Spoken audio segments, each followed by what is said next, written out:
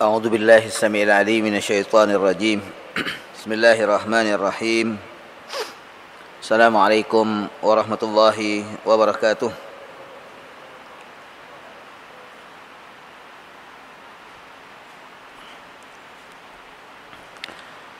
الحمد لله رب العالمين والعاقبة للمتقين ولا عدوان إلا على الظالمين. أشهد أن لا إله إلا الله وحده لا شريك له الملك الحق المبين، وأشهد أن محمدا عبده ورسوله صادق الوعد الأمين، وعلى آله اللهم صل وسلم عليه وعلى آله وصحابته ومن تبع هداه إلى يوم الدين. أما بعد، فرب اشرح لي صدري ويسر لي أمري واحلل عقدة من لساني يفقهوا قولي. سبحانك لا علم لنا إلا ما علمتنا إنك أنت العليم الحكيم وتب علينا إنك أنت التواب الرحيم. اللهم يا معلم آدم علمنا ويا مفهم سليمان فهمنا. اللهم علمنا ما ينفعنا وانفعنا بما علمتنا وزدنا علما وأرنا الحق حقا وارزقنا اتباعه وأرنا الباطل باطلا وارزقنا اجتنابه وأدخلنا برحمتك في عبادك الصالحين. ربنا وسعت كل شيء رحمة وعلما فاغفر للذين تابوا واتبعوا سبيلك وقهم عذاب الجحيم. Ma'asyiral muslimin rahimakumullah. Alhamdulillah, mari senantiasa kita memanjatkan puji syukur kehadirat Allah Subhanahu wa taala Rabbul Alamin yang telah meliputi kita semua dengan rahmatnya, dan di antara rahmat Allah Subhanahu wa taala dan nikmatnya kepada kita semua pada malam ini, Allah telah mengumpulkan kita dalam rangka untuk mendekatkan diri kepada Allah Subhanahu wa taala, mencari ridhanya, mengharap ampunannya, mengharapkan segala apa yang dijanjikan oleh Rasulullah sallallahu alaihi wasallam, di mana Allah akan menurunkan ketenangan di dalam hati kita, dan Allah Subhanahu wa taala menyebut kita, nama-nama kita pada siapa yang ada di sisi Allah Subhanahu wa taala. Mudah-mudahan kita semua mendapatkan itu semua insyaallah. Amin ya rabbal alamin. Salawat dan salam kepada Rasulullah sallallahu alaihi wasallam, pada keluarga beliau, sahabat dan seluruh pengikutnya sampai akhir zaman. Ma'asyiral muslimin rahimakumullah. Pada malam ini kita akan melanjutkan kajian ayat-ayat dalam surah Al-An'am. Ma'asyiral muslimin rahimakumullah, salah satu keistimewaan dan yang menjadi ciri khas, yang menjadi ciri khas dari suratul An'am ini, ia mengandung ayat-ayat yang disebut dengan al-ayat at-taqririyah. Ayat-ayat yang diawali dengan kata qul, yang artinya adalah katakan. Surah yang paling banyak mengandung ayat-ayat yang dibuka dengan kata qul, katakan, itu adalah suratul An'am. Itu yang disebut dengan al-ayat at-taqririyah. Jadi merupakan doktrin dari Allah Subhanahu wa taala. Jadi kalau kita lihat dalam surat-surat yang lain, ayat-ayat yang dibuka dengan qul ini yang paling banyak kita dapati dalam surah Al-An'am. Malam ini kita akan membaca ayat pertama yang dibuka dengan kata qul, yaitu pada ayat yang ke-12 dari surah Al-An'am. A'udzu billahi minasyaitonir rajim. Qul liman ma fis samawati wal ard qul lillah kataba ala nafsihi ar-rahmah la yajma'annakum ila yaumil qiyamati la raiba fi.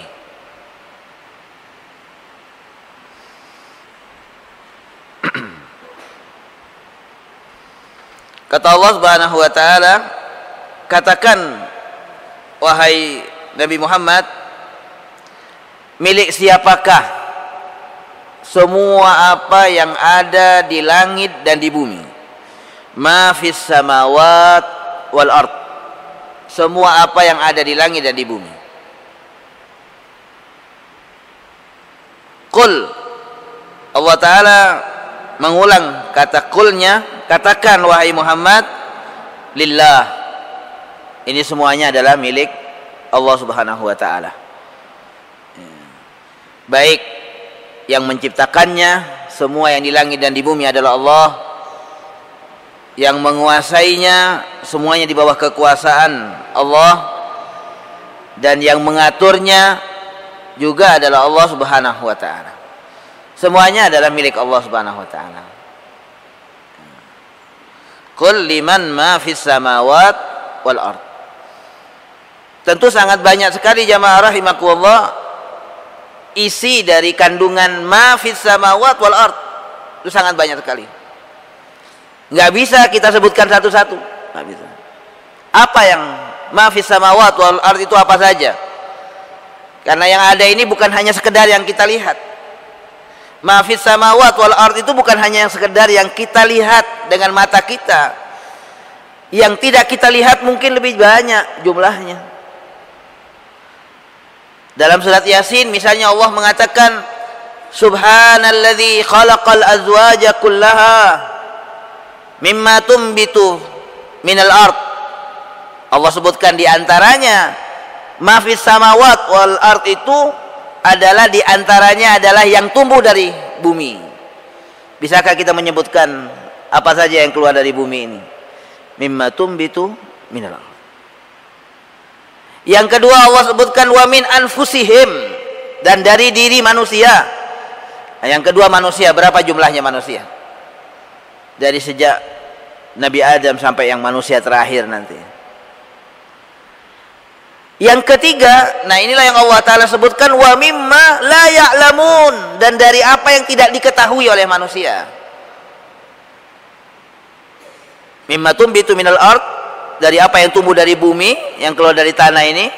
Kemudian dari manusia, dari kita manusia, makhluk manusia.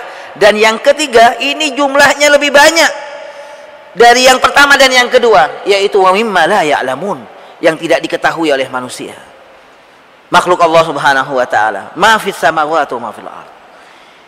Nah, ini semuanya adalah milik Allah Subhanahu wa taala. Semuanya adalah milik Allah Subhanahu wa taala. Jadi kalau dalam surat Yasin kita lihat Allah menjabarkan ciptaannya itu yang semuanya adalah di bawah kekuasaan dan pengaturannya, itu terdiri dari tiga. Ya, mimma tumbitu minal ard satu, yang kedua wa min anfusihim dua, dan wa mimma la ya'lamun. Nah, kata-kata wa mimma la ya'lamun ini luar biasa. Ya.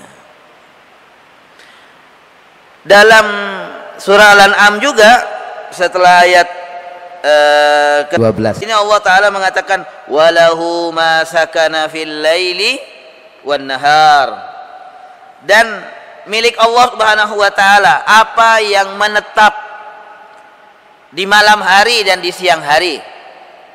Lawan dari kata menetap itu adalah yang bergerak. Jadi kalau kita artikan, dan milik Allah Ta'ala walahu ma sakana fil lail, apa yang menetap di malam hari. Apa saja yang menetap di malam hari, wan nahar, dan di siang hari, dan sebaliknya adalah yang bergerak. Jadi makhluk itu dibagi oleh Allah Ta'ala ada dua. Ada yang sakana, yang menetap. Ada yang lawan dari sakana, yaitu bergerak. Karena dalam Al-Quran biasa menyebutkan seperti itu. Kadang-kadang hanya disebutkan salah satunya. Ya.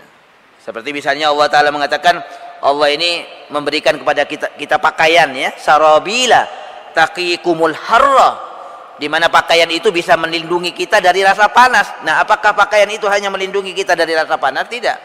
Ia juga melindungi kita dari rasa dingin. Nah, tapi yang disebut hanya satu saja, al-har. Tapi yang dimaksud al-harra, ya, melindungi kita dari rasa panas dan rasa dingin. Seperti itu. Nah, sama juga walahu ma sakana fil laili wan nahar. Milik Allah Ta'ala apa yang menetap di malam dan di siang hari dan yang bergerak. Jadi dalam sisi yang lain Allah Ta'ala membagi makhluknya itu, ada makhluk yang menetap, ada makhluk yang bergerak. Nah, kita nggak bisa menyebutkan itu semuanya, nggak bisa. Saking banyaknya ciptaan Allah Ta'ala itu. Dan itu semua adalah milik Allah. Di dalam surah Al-Falaq itu lebih simpel lagi. Jadi nggak ada yang bisa mengutarakan semua ciptaan Allah Ta'ala itu kecuali Allah sendiri. Dan Allah menyampaikannya dengan kalimat-kalimat yang simpel, tapi itu mencakup segalanya. Yang saya bacakan barusan ini, walahu ma sakana fil laili wan nahar, ini mencakup semua makhluk Allah. Simpel sekali Allah menjelaskannya, bahwa di antara makhluk Allah ada yang menetap, ada yang bergerak. Di surat Al-Falaq Allah menyebutkan seluruh makhluknya itu dengan kata apa? Dengan kata falak. Qul a'udzu birabbil falak. Apa makna falak jamaah rahimakumullah? Falak itu maknanya adalah sesuatu yang tampak di mana sebelumnya ia tersembunyi. Itulah falak. Dan kalau kita renungkan semua ciptaan Allah Ta'ala ini falak. Semuanya awalnya tersembunyi kemudian ditampakkan oleh Allah. Makanya nanti kita akan sampai pada suatu ayat dalam surat Al-An'am, Allah mengatakan innallaha falikul habbi wan nawa. Dalam ayat lain Allah mengatakan falikul isbah. Allah yang mengeluarkan waktu pagi, karena waktu pagi itu sebelumnya tersembunyi di malam, kemudian oleh Allah dikeluarkan. Manusia, kita semuanya falak. Apa yang tidak falak? Semuanya falak. Kita sebelumnya tersembunyi, lalu dikeluarkan oleh Allah Subhanahu wa Ta'ala. Pohon-pohonan awalnya tersembunyi, kemudian dikeluarkan oleh Allah Subhanahu wa Ta'ala. Biji-bijian itu dipecah oleh Allah, kemudian ia menumbuhkan tumbuhannya. Semuanya falak. Jadi ini luar biasa. Nah, siapa yang mempunyai semua falak ini? Siapa yang mengatur semua falak ini? Allah Subhanahu wa Ta'ala. Qul a'udzu birabbil falak. Allah adalah Rabbul falak. Al-falak segala sesuatu. Ma fis samawat wal ard. Semua yang ada di langit dan di bumi ini adalah semuanya adalah falak. Makhluk Allah Subhanahu wa Ta'ala. Qul liman ma fis samawat wa ma fil wal ard. Nah, di sini Allah Subhanahu wa Ta'ala memerintahkan kembali kepada Rasulullah sallallahu alaihi wasallam untuk menjawab. Mengingat jamaah rahimakumullah bagaimana penentangan mereka, bagaimana kesombongan mereka itu. Ya, kalau kita baca ayat-ayat sebelumnya kita telah melihat bagaimana kecongkakan, kesombongan mereka orang-orang kafir yang tidak mau beriman itu. Kemudian mereka mencari-cari jalan, alasan untuk kemudian seakan-akan bisa mendapat uzur dari kekafiran mereka. Ya, mereka minta macam-macam kepada Rasulullah sallallahu alaihi wasallam. Oleh karenanya di sini Allah Subhanahu wa Ta'ala menugaskan kepada Rasulullah sallallahu alaihi wasallam untuk menjawab. Qul liman ma fis samawati wal ard. Katakan wahai Muhammad, kepunyaan siapa semua yang ada di langit dan di bumi itu? Rasulullah yang diperintahkan kembali untuk menjawabnya, qul, katakan wahai Muhammad, lillah, adalah milik Allah Subhanahu wa Ta'ala. Di mana sesungguhnya tidak ada yang bisa menjawab selain daripada menjawab lillah. Itu tidak ada. Adakah yang bisa menjawab? Ketika ditanya kepunyaan siapa ini semua yang ada di langit dan di bumi, semuanya akan menjawab lillah, adalah milik Allah Subhanahu wa Ta'ala. Khalqan dalam ciptaannya, wa mulkan dalam kekuasaannya, wa tadbiran dan dalam pengaturannya. Semuanya adalah milik Allah Subhanahu wa Ta'ala. Selanjutnya jamaah rahimakumullah, setelah Allah Ta'ala mendoktrin kepada kita bahwa semua ini adalah di bawah kekuasaan Allah, adalah milik Allah Subhanahu wa Ta'ala, termasuk diri kita semua adalah milik Allah. Lalu Allah mengatakan, kataba ala nafsihi rahmah. Ini adalah penggalan ayat yang luar biasa jamaah, di mana Allah menyatakan dan menegaskan kepada kita semuanya bahwa Allah kataba ala nafsihi, Allah itu mewajibkan terhadap dirinya sendiri. Apa yang diwajibkan oleh Allah Ta'ala terhadap dirinya? Ar-Rahmah, kasih sayang, rahmatnya. Jamaah rahimakumullah, setelah Allah mengatakan bahwa semua makhluk ini adalah milik Allah, di bawah kekuasaan Allah, lalu Allah mengatakan bahwa dia mewajibkan kepada dirinya. Kenapa? Karena tidak ada yang bisa mewajibkan kepada Allah. Siapa yang bisa mewajibkan sesuatu kepada Allah? Nggak ada, kecuali Allah Ta'ala sendiri yang bisa mewajibkan, karena semuanya di bawah kekuasaan Allah. Kita sebagai anak misalnya, ya, orang tua kita punya atasan, orang tua kita, dia mau mengharuskan sesuatu kepada kita, ya. Kita sebagai bawahan, kita punya bos kita mewajibkan sesuatu kepada kita. Tapi kalau Allah Subhanahu wa Ta'ala tidak ada. Dia adalah Al-Aliyul Azim, dia yang maha agung, maha tinggi, tidak ada yang di atas Allah, nggak ada. Makanya yang hanya bisa, oleh karenanya yang bisa mewajibkan itu hanya Allah Ta'ala kepada dirinya sendiri. Dan Allah mewajibkan sesuatu kepada dirinya itu adalah semata-mata tafaddulan wa ihsana, adalah karena semata-mata karunia Allah dan ihsannya Allah Subhanahu wa Ta'ala kepada kita. Karena tidak ada yang bisa mewajibkan sesuatu kepada Allah Ta'ala, tidak ada, kecuali Allah Ta'ala sendiri yang mewajibkan kepada dirinya. Kataba ala nafsihi ar-rahmah, Allah telah mewajibkan kepada dirinya sendiri, yaitu kasih sayang. Makanya saya katakan tadi jamaah rahimakumullah, ini penggalan ayat yang luar biasa, ya, yang memberikan harapan yang besar kepada kita semuanya untuk mendapatkan rahmat Allah Subhanahu wa Ta'ala. Oleh karenanya jangan sampai ada orang yang berputus asa dari rahmat Allah. Tidak ada orang yang berputus asa dari rahmat Allah Subhanahu wa Ta'ala kecuali orang-orang yang fasik, kecuali orang-orang yang kafir. La taqnatu min rahmatillah, jangan kalian berputus asa dari rahmat Allah Subhanahu wa Ta'ala. Jamaah rahimakumullah, ketika Allah Subhanahu wa Ta'ala menurunkan ayatnya pada saat perang Uhud itu, ya, pada waktu peperangan Uhud, bagaimana keadaan kaum muslimin pada waktu itu, ya, yang mengalami saat-saat lemah. Tapi kemudian Allah Subhanahu wa Ta'ala menurunkan sebuah ayat, kata Allah Ta'ala, in takunu ta'lamuna fa innahum ya'lamuna kama ta'lamun. Kata Allah, jika kalian merasa sakit, ya, capek dalam berjuang di jalan Allah Subhanahu wa Ta'ala, ketahui bahwa mereka orang-orang kafir, orang-orang yang ahli maksiat, yang menyebarkan kerusakan, mereka itu ya'lamuna kama ta'lamun, mereka juga merasa sakit seperti kalian, ya, sama, kata Allah, sama-sama capeknya, sama-sama sakitnya. Kalau kena pedang ya sama-sama lukanya, kena tembak ya sama-sama matinya, tidak berbeda. Nah, tapi apa yang membedakan antara kita dengan mereka? Kata Allah, Allah mengatakan, wa tarjuna minallahi ma la yarjun. Kalian punya harapan kepada Allah yang tidak dimiliki oleh mereka. Inilah yang membedakan kita dengan mereka jamaah rahimakumullah. Harapan akan rahmatnya Allah, harapan akan ampunan Allah, harapan akan ridhanya Allah. Ini yang kemudian menjadi energi bagi kita sekalian, menjadi motivasi besar dalam diri kita untuk terus bergerak, berjuang, beramal soleh, nggak berhenti. Ya, karena kita punya harapan yang tidak dimiliki oleh mereka. Wa tarjuna minallahi ma la yarjun. Mereka nggak punya harapan-harapan. Kita punya harapan.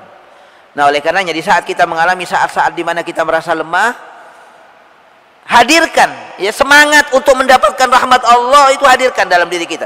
Insya Allah ini akan menjadi obat bagi kita sekalian, menjadi energi baru bagi kita, menjadi darah baru dalam diri kita. kalau kita senantiasa ingat. Kataba ala nafsir rahmah. Allah Ta'ala telah mewajibkan terhadap dirinya sendiri, yaitu ar-rahmah, kasih sayang.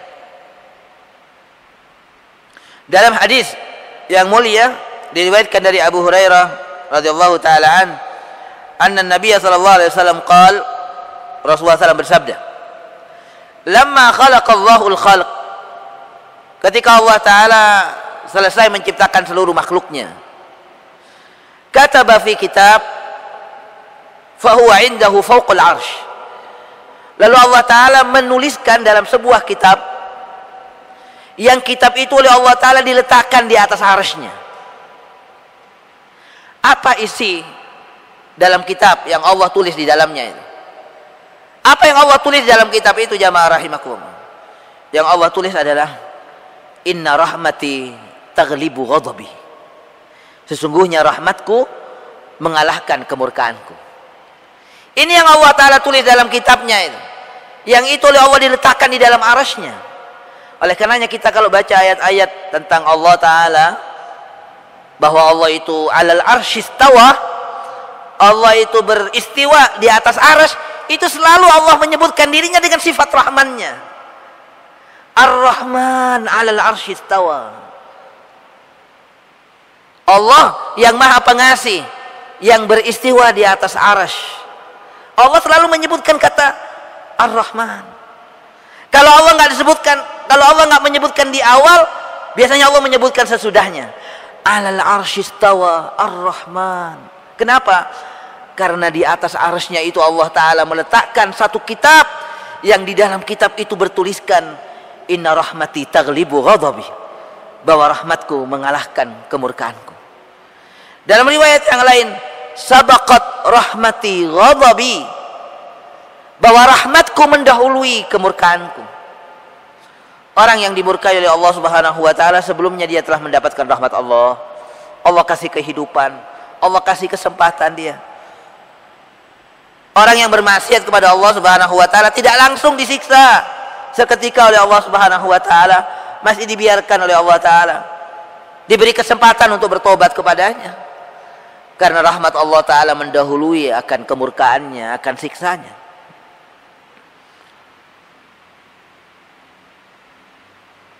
Nah, apa makna bahwa rahmat Allah mendahului akan kemurkaannya, akan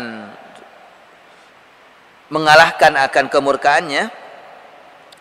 Di sini dikatakan, wa makna sabqir rahmah wa ghalabatiha annaha aqdamu ta'alluqan bil khalq wa aktsar wusulan ilaihim. Bahwa Allah Ta'ala, jamaah rahimakumullah, memperlakukan kita ini, makhluknya, itu awalan birrahmah. Pertama kali adalah dengan kasih sayangnya.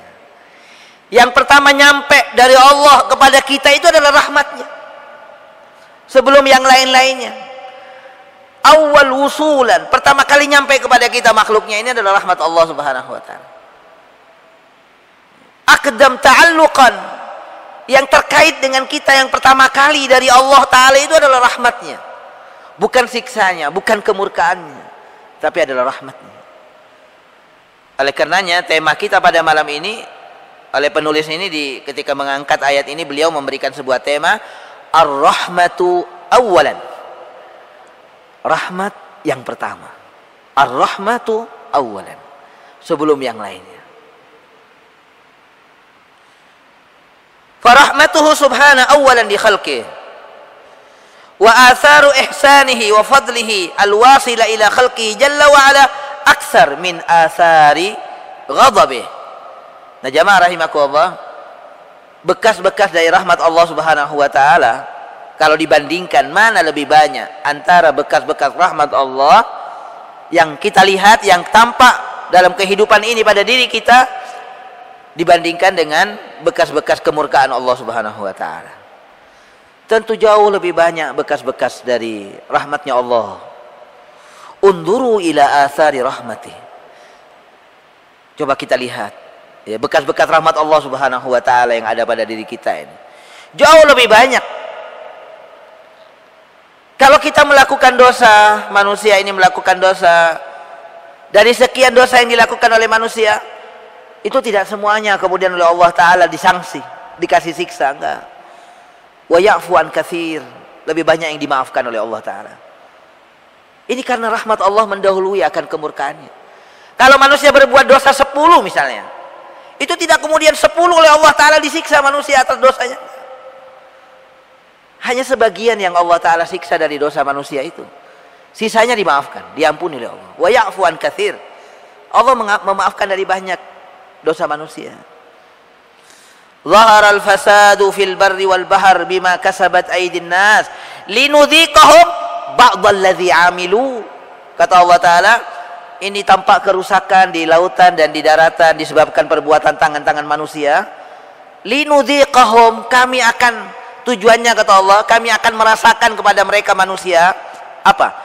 Ba'dalladzi 'amilu, sebagian dari apa yang mereka perbuat. Bukan semuanya, bukan. Kalau seandainya Allah Ta'ala tidak memperlakukan kita ini dengan rahmatnya, ma taraka 'alaiha min dabbah, enggak ada sisanya manusia di atas bumi ini. Si fulan berdosa langsung disiksa, si fulan berdosa langsung disiksa oleh Allah, enggak ada sisanya.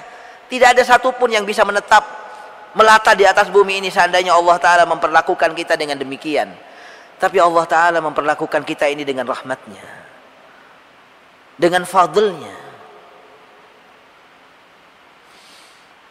Dalam akidah Ahlussunnah wal Jamaah mengatakan, Allah itu in yu'adzib, kalau Allah itu memberikan siksanya, fabimahdil adli, itu semata-mata karena keadilan Allah. Wa in yusib, kalau Allah Ta'ala memberikan pahalanya berupa ampunannya, berupa macam-macam dari pahala yang Allah berikan, itu semata-mata fabimahdil fadli, itu semata-mata karena karunia Allah Subhanahu wa Ta'ala. Oleh karenanya kalau ada orang mengatakan, ya Allah, mana keadilanmu ya Allah, itu maknanya dia minta siksa kepada Allah. Ya, dia maknanya minta siksa kepada Allah. Jangan berani-berani kita mengatakan, ya Allah, mana keadilanmu ini. Jangan. Gak berani kita mengatakan seperti itu. Ada doanya seorang yang soleh mengatakan begini kepada Allah Ta'ala, Allahumma innana la nakhsha zulmak li'annaka la tadlimu ahadan. Ya Allah, kami ini enggak pernah takut akan kezalimanmu ya Allah, karena engkau tidak akan pernah berbuat zalim kepada siapapun. Walakinnana nakhsha adlak, tapi yang kami takuti adalah keadilanmu ya Allah. Yang kita takuti justru adalah keadilan Allah Ta'ala. Karena Allah itu ketika menyiksa hambanya itu adalah semata-mata karena keadilannya. Tetapi dari karunia Allah Subhanahu wa Ta'ala dan rahmatnya, Allah itu kataba ala nafsihir rahmah. Allah telah mewajibkan kepada dirinya kasih sayangnya ini. Dan rahmatnya Allah Ta'ala mengalahkan kemurkaannya serta mendahului kemurkaannya.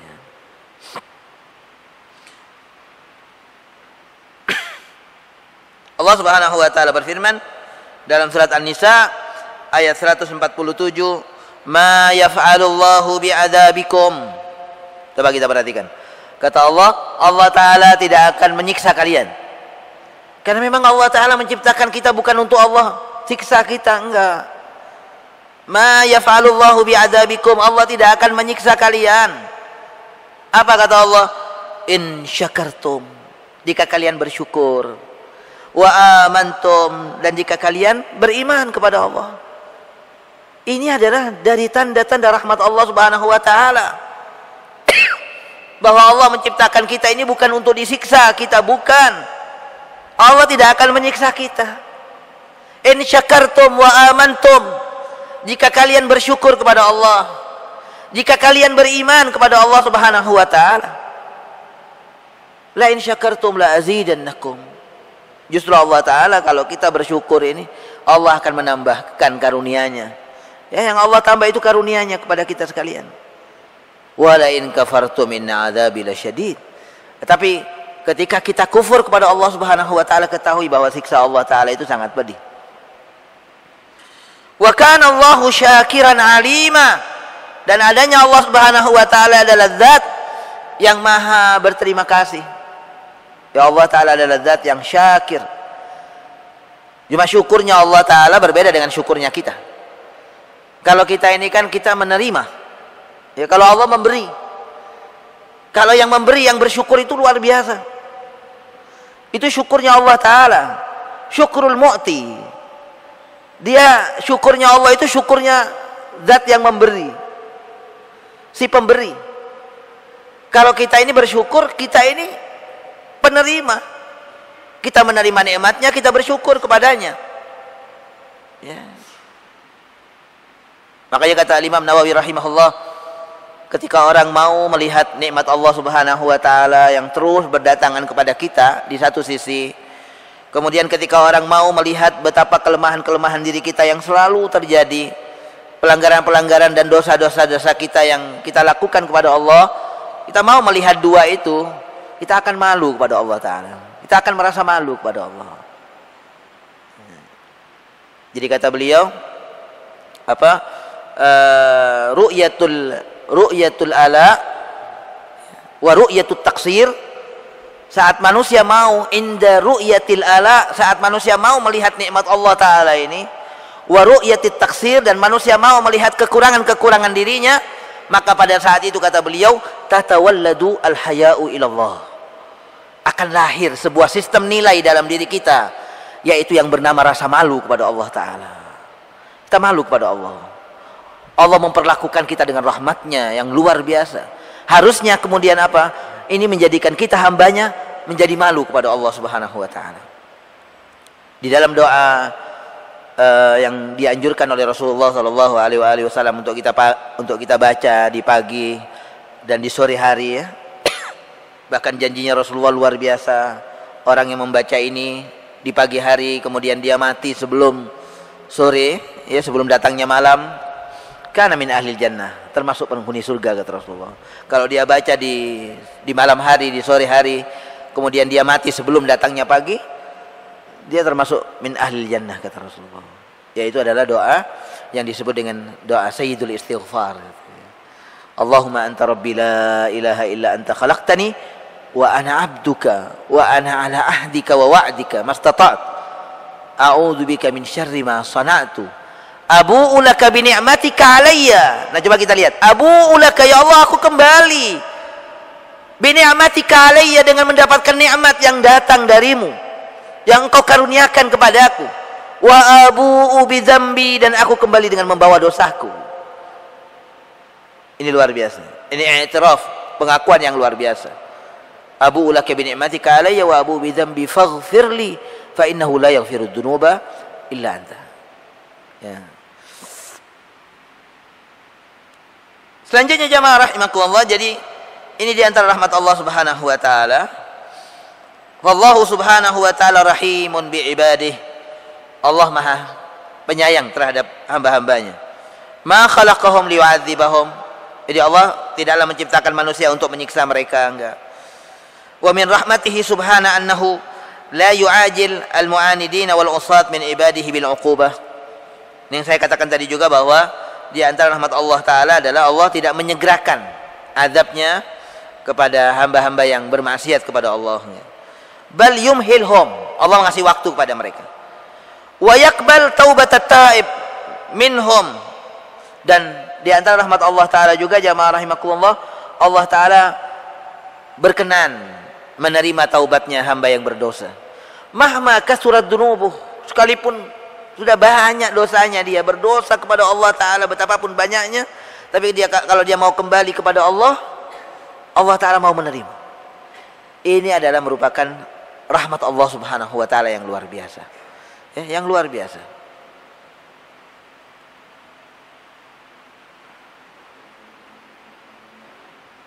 Wa min rahmatihi, dan di antara rahmat Allah Subhanahu wa Ta'ala juga, annahu khalaqahum 'alal fitrah as-salimah. Allah ciptakan manusia pada dasarnya dia punya fitrah yang selamat, fitrah yang bersih, ya kan?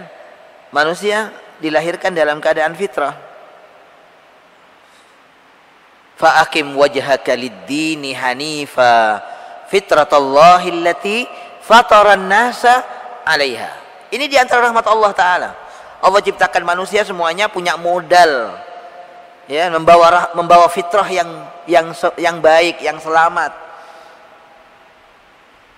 Fitrah manusia ini mengajak manusia untuk mengenal Allah Ta'ala. Fitrah manusia. Manusia ini dikasih fitrah oleh Allah Ta'ala, jamaah rahimakumullah.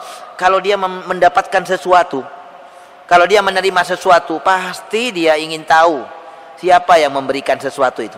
Itu fitrahnya manusia. Bapak misalnya dapat kiriman ya, bingkisan, paket. Di situ hanya tertuliskan bahwa ini untuk Bapak. Pasti fitrah kita akan mengatakan dari siapa ini. Tidak mungkin yang pertama kali muncul dalam benak kita, ini apa isinya? Enggak. Ya, orang yang fitrahnya masih selamat, masih bersih, dia akan bertanya, siapa pengirimnya? Itu fitrah manusia. Untuk apa dia ingin tahu? Untuk berterima kasih. Itu adalah fitrah manusia. Semua orang dicipta oleh Allah Ta'ala alal fitrah as-salimah. Itu dari rahmat Allah Subhanahu wa Ta'ala. Sehingga dengan fitrahnya yang selamat ini, yang bersih ini, mendorong dia untuk mengenal kepada Tuhannya. Kalau hanya dengan pemberian-pemberian kecil yang dia terima, dia penasaran, ingin tahu siapa yang memberikan. Lalu kemudian dengan pemberian yang sangat besar ini, apakah manusia kemudian tidak akan bertanya, liman ma fis samawati wal ard, milik siapa ini? Semua yang ada di langit dan di bumi. Milik siapa aku, dari mana aku, dan akan kemana aku? Tidak mungkin manusia nggak akan bertanya itu semuanya. Oleh karenanya Allah Ta'ala menjawab, Allah mendoktrin kita, qul liman ma fis samawati wal ard, qul lillah kataba ala nafsih rahmah. Jadi Allah Ta'ala menciptakan kita dengan fitrah yang suci, wa hadahum ila ma'rifatihi, lalu Allah Ta'ala memberikan petunjuk kepada kita, manusia semuanya. Tidak ada satu orang pun dari manusia ini yang tidak mendapatkan petunjuk Allah, nggak ada. Ya, semuanya mendapatkan petunjuk Allah. Allah katakan di dalam surat Al-Insan, inna khalaqnal insana, kami ciptakan manusia min nutfah, dari sperma, amsyad, yang di dalamnya bercampur banyak sel. Ya, terdiri dari sekian banyak sel. Nabtalihi faja'alnahu sami'an basira. Inna hadainahu sabil. Kata Allah Ta'ala, kami tunjukkan kepada manusia ke jalan yang benar itu. Jadi semua orang mendapatkan petunjuk Allah. Ini adalah rahmat Allah Ta'ala. Semua mendapatkan petunjuk Allah. Baik petunjuk yang berupa petunjuk akal, baik yang berupa petunjuk panca indera, ya, pendengaran, penglihatan, hati. Ini semuanya adalah bagian dari petunjuk yang Allah berikan. Diutusnya para rasul, diturunkannya kitab, ini semuanya adalah bagian dari petunjuk Allah. Dan ini adalah dari rahmatnya Allah Subhanahu wa Ta'ala. Sehingga setiap orang, jamaah rahimakumullah, mendapatkan petunjuk Allah. Cuma apa kata Allah Ta'ala? Setelah Allah memberikan petunjuk pada semua manusia ini, inna hadainahu sabila imma syakiran wa imma kafura. Ada yang berterima kasih dengan petunjuk Allah, ada yang tidak, ada yang ingkar. Nah, mereka-mereka yang bersyukur dengan petunjuk Allah, Allah Ta'ala kasih mereka petunjuk yang lebih, yaitu yang bernama taufik dari Allah Subhanahu wa Ta'ala. Nah, itulah jamaah rahimakumullah, bahwa Allah Ta'ala, kita bersyukur kepada Allah Subhanahu wa Ta'ala. Allah telah mewajibkan kepada dirinya akan rahmatnya. Mudah-mudahan ya kita termasuk hamba-hamba Allah Subhanahu wa Ta'ala yang senantiasa mendapatkan rahmat Allah Subhanahu wa Ta'ala di dunia, dan utamanya yang sangat kita harapkan dari Allah Subhanahu wa Ta'ala adalah rahmat Allah Subhanahu wa Ta'ala kelak di akhirat, yang khusus Allah berikan kepada hamba-hambanya yang beriman. Allahumma ja'alna minhum. Insyaallah lanjutan ayat ini akan kita sampaikan lagi pada pertemuan dan kajian yang akan datang. Assalamualaikum warahmatullahi wabarakatuh.